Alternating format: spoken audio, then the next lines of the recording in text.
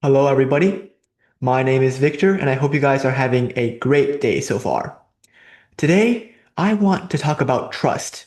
More specifically, how do you tell who to trust? Have you ever shared something heavy and immediately felt a pit in your stomach? That feeling isn't just regret. It's almost like your intuition telling you that you have exposed yourself to the wrong person. Sometimes we're being told that being an open book is a strength.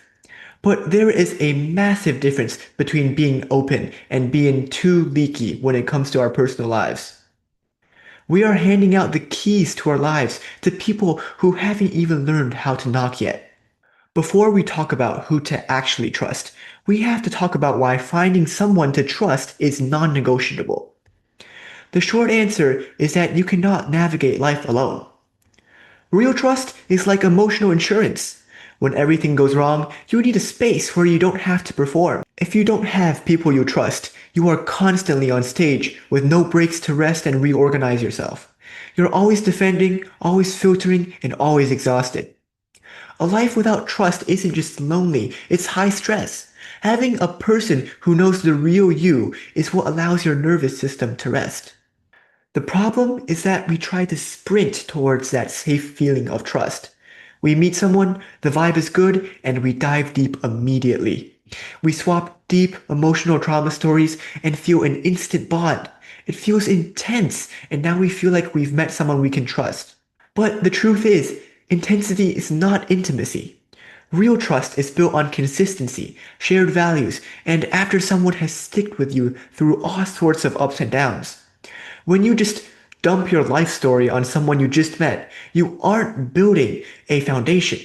You feel close because you have shared pain, some small interests, or because you talked about the weather, but you haven't actually built respect yet.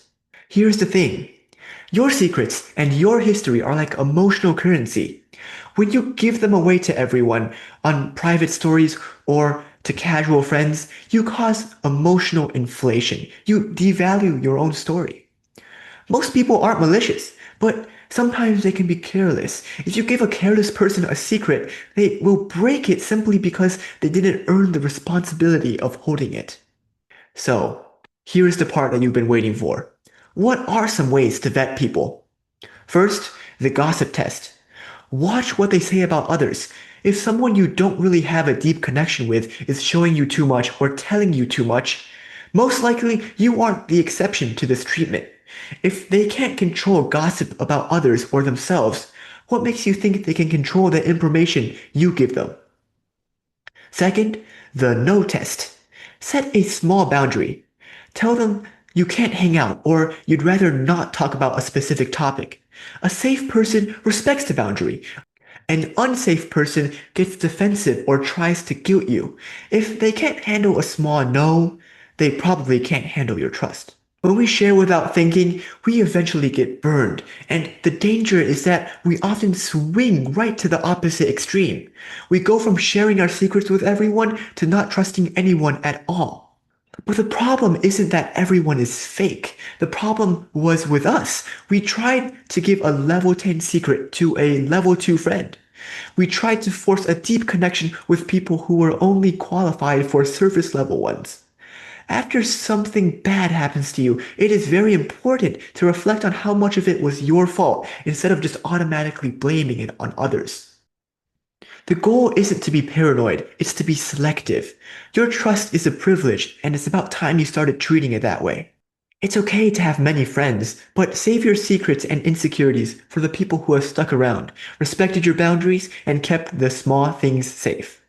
Be a vault yourself and make people earn the combination. Thanks for watching, and I'll see you guys in the next one.